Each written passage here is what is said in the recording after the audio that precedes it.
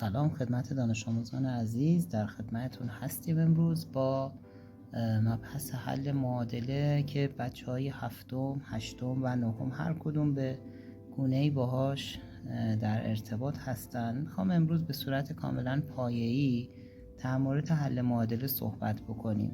ببینید بچه ها، من با چند تا مثال خیلی ساده براتون شروع میکنم. فرض کنید که دو تا کفه ترازو رو داریم و روی هر کفه ترازو، روی یک کفه مثلا 4 کیلو سیب داریم و بر روی یک کفه هم 4 تا وزنه 1 کیلویی داریم. خب همونطور که شما میدونید الان 4 مساویه با 4، درسته؟ اگر من بیام و در دو کفه ترازو هر کدوم 1 کیلو اضافه کنم، این طرف 1 کیلو سیب و این طرف هم یک وزنه 1 کیلویی اضافه بکنم، همونطور که میدونید دیگه الان 4 این طرف 1 بهش اضافه شده، این طرف هم 1 که میشه 5 مساوی 5. خب بچه ها ببینید، ما تساوی 4 مساوی 4 رو داشتیم. وقتی به دو طرف یک مقدار ثابتی مثلا عدد 1 اضافه شد، تساوی ما از بین نرفت و باز هم تساوی رو داریم که این بار 5 مساوی 5، درسته؟ خب من این کار رو دوباره میخوام برای این دو کفه ترازو اجرا بکنم. دو تا کفه ترازو بر روی هر کفه 4 کیلو سیب و 4 وزنه 1 کیلویی و میدونم که 4 مساوی 4. بچه‌ها اگه برای مثال من بیام اینجا 2 کیلو از این طرف رو کم بکنم و 2 تا وزنه 1 کیلو از این طرف رو بردارم، اینجا 4 منهای 2 هست، 4 منهای 2 برابر 2 مساوی 2، درسته؟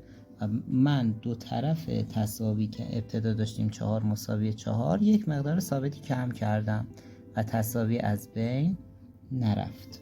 پس من میتونم به دو طرف تساوی یک مقدار ثابت اضافه کنم یا یک مقدار ثابتی رو کم بکنم. حالا بچه ها اگر این دو کفه ترازو رو دوباره رسم بکنیم، 4 کیلو سیب این طرف، 4 وزنه 1 کیلویی هم این طرف و من اینجا میدونم 4 مساویه با 4، یعنی کفه ها با هم دیگه برابرن. خب اگر من بیام و دو طرف رو دو برابر کنم، اینجا یعنی 4 کیلو داشته باشیم و اینجا هم 4 تا وزنه 1 کیلویی اضافه بکنیم، هر دو طرف ضرب در یک مقدار ثابت بشه 8 مساوی 8 و باز هم تساوی از بین نرفت وقتی دو طرف تساوی در یک مقدار ثابت ضرب شد. و همینطور اگر این 4 کیلویی که هر دو طرف داریم و با هم برابر هست، این بار 4 مساوی 4 دو طرف رو نصف کنیم، یعنی اینجا 2 کیلو برداشته بشه، اینجا هم به همین ترتیب ما 4 تقسیم بر 2 برابر 2 و 4 تقسیم بر 2 برابر 2. پس من میتونم به دو طرف تساوی یک مقدار ثابتی رو اضافه بکنم، تساوی از بین نمیره، یک مقدار ثابتی کم کنم، دو طرف رو ضرب در یک مقدار ثابت کنم و تقسیم بر یک مقدار ثابت. خب حالا در معادله ما چطور میتونیم از این مواردی که گفتیم استفاده کنیم؟ برای مثال ما داریم 2x منهای 10 برابر با 14. من میخوام این معادله رو حل کنم بچه ها.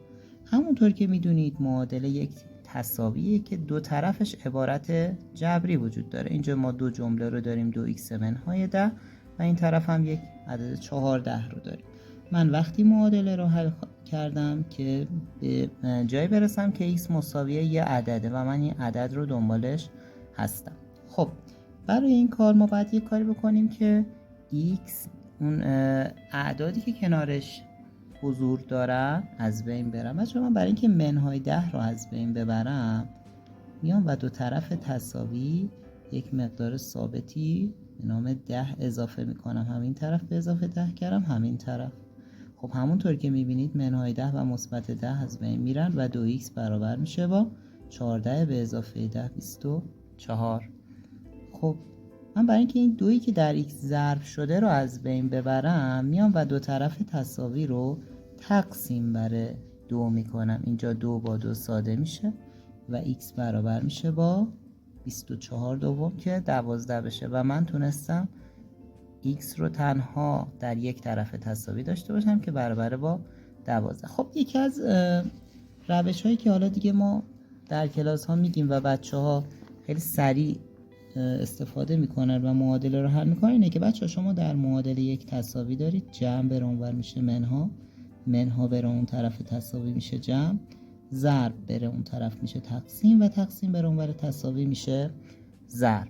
خب من میخوام به کمک این عبارتی که اینجا گفتم یک معادله رو به راحتی حل کنم. دقت کنید همین معادله‌ای که اینجا داشتیم 2x منهای 10 مساوی 14.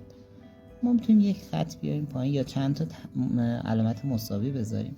بچه‌ها من گفتم منها بر اونور تساوی چی میشه؟ ببین 2x سر جاشه، 14 سر جاشه، منهای 10 بیاد این طرف تساوی میشه به اضافه 10. خب 14 به اضافه 10 میشه 24. 2x برابر با 24. بچه 2 در x چی شده؟ ضرب شده. 2x یعنی 2 ضرب در x. خب من x رو سر جاش نگه میدارم، 24 هم سر جاش نگه میدارم، این 2 رو میارم در مخرج 24 و یا به عبارتی ضرب اومده اینور تقسیم شده دیگه. 24 تقسیم بر 2 هم که میشه 12 و این همون x برابر با 12. معادله به راحتی حل میشه.